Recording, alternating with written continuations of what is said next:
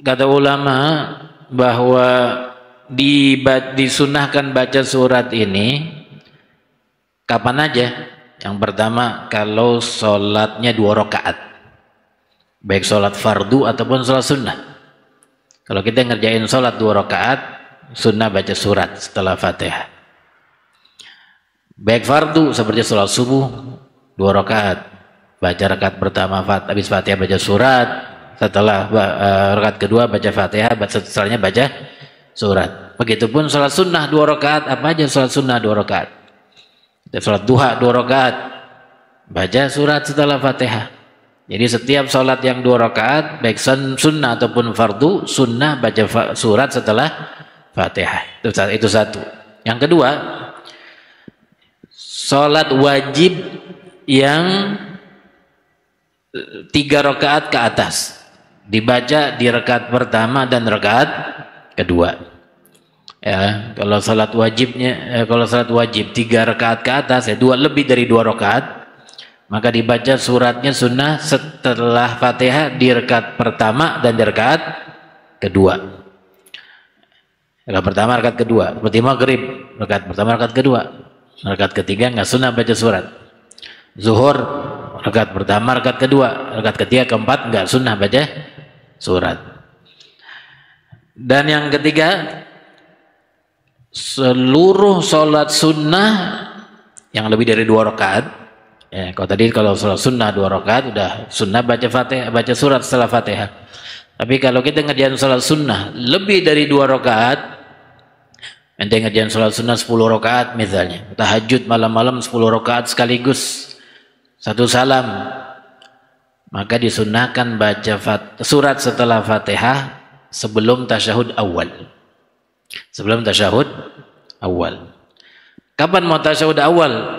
Ya terserah mau kapan. Ente mau salat 10 rakaat sekaligus.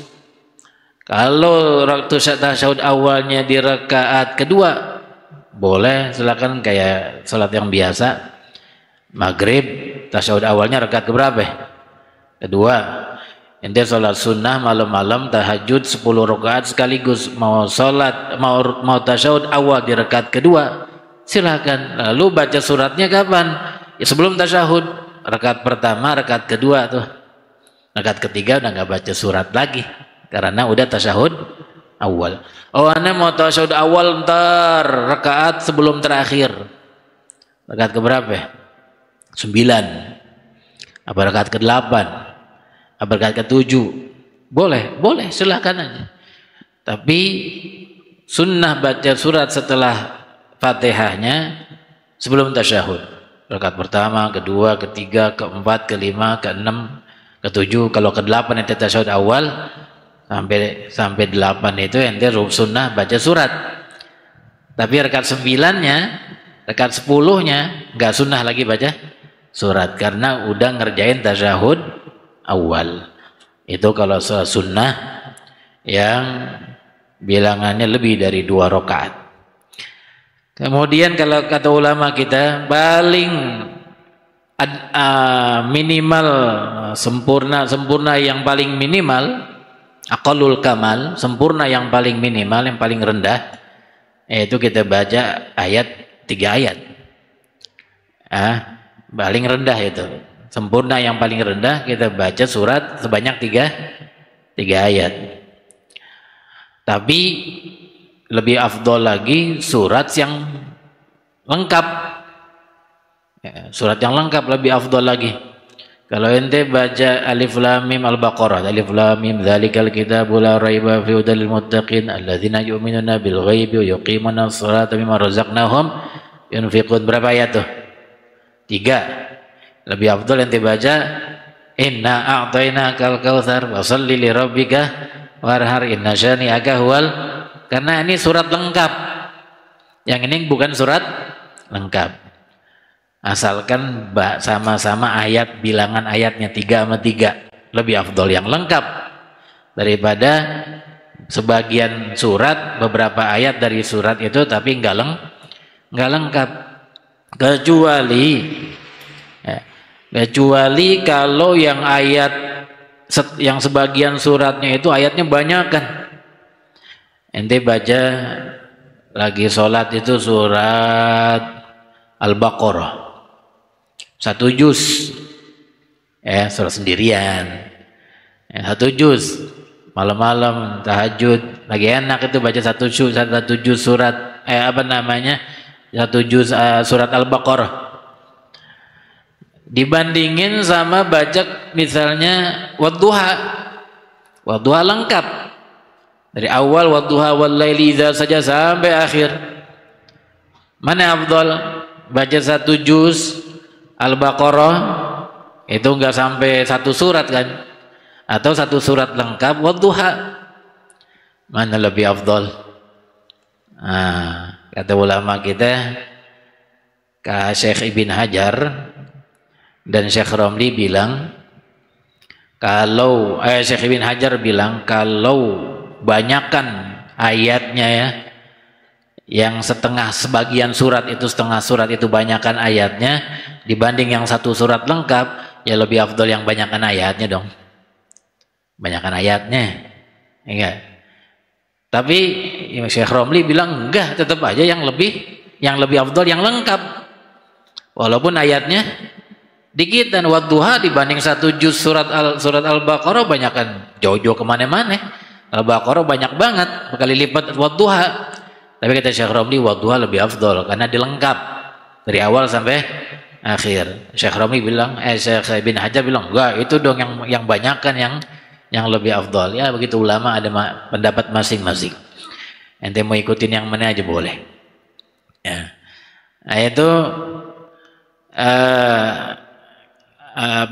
kecuali kalau sebagian ayat yang dibaca itu emang ada hadisnya, ada riwayatnya dibaca. Seperti kata ulama, sholat sunnah subuh. Sholat sunnah subuh kita tahu disunnahkan baca kuliah sama kulhu. Ya, Imam Ghazali nganjurin alif lam mim, alam dibaca, alam nasyr sama alam tara. Kata Imam Ghazali, man qara alam wa alam amina minal alam. Siapa yang baca alam dan alam nasyr dan alam tara itu waktu qobliyah subuh, insyaallah selamat dari penyakit. Kata Imam Ghazali begitu. Tapi ada juga disunahkan sunnah subuh itu, sunnah qobliyah subuh, baca ayat Al-Baqarah sama ayat Ali Imran. 1 ayat doang, 1 ayat Al-Baqarah sama 1 ayat Ali Imran. Rakaat pertama 1 ayat Al-Baqarah, rakaat kedua 1 ayat Ali Imran. Ayatnya yang berbunyi apa? Qulu amanna billahi wa ma unzila ilaina wa ma unzila ila Ibrahim wa Ismail wa Ishaq wa Yaqub wal asbati wa ma utiya Musa wa Isa wan nabiyyuna min rabbihim la nufariqu baina ahadin minhum wa nahnu lahu muslimun. Itu ayat Al-Baqarah, 1 aja. Rakaat pertama. Rakaat kedua baca 1 ayat dari surat Ali Imran. Yaitu yang berbunyi Qul ya ahlal kitabi ta'alu ila kalimatin sawa'in bainana wa bainakum alla na'budu illallah wa la nusyrika bihi syai'an wa la yattakhidha ba'duna ba'dan arbaba min dunillah fa in tawallaw faqulu syahadu bi anna muslimun. Ujung-ujungnya muslimun dua-duanya itu. Itu sunnah dibaca di qobliyah subuh. Kan 1 ayat doang dari surat Al-Baqarah, 1 ayat dari surat Ali Imran. Kalau dibandingin mana afdol 1 ayat ini sama orang baca qobliyah subuh misalnya wadduha watin, lebih afdol ini dong, karena ini ada riwayatnya, ada riwayat khusus yang mensunnahkan baca 2 ayat ini di waktu qobliyah subuh. Kalau itu walaupun surat lengkap nggak ada riwayatnya. Jadi kalau ada riwayatnya yang menganjurkan ayat tertentu dibaca di sholat tertentu, itu yang diafdolkan, itu yang lebih afdol. Nah, begitu. Kemudian disunahkan manjangin rakaat pertama di atas rakaat yang kedua. Rakaat pertama dipanjang, rakaat kedua lebih pendek. Katanya ukurannya sampai, ukurannya setengahnya baca surat yang kedua, setengahnya bacaan yang pertama, atau mendekati itu, ya, atau mendekati itu. Kecuali kalau ada riwayat yang menentukan baca surat ini dan surat ini ya, ternyata yang pertama yang kedua lebih pendek, lebih panjang daripada yang pertama. Misalnya apa? Salat Jumat. Baca apa salat Jumat?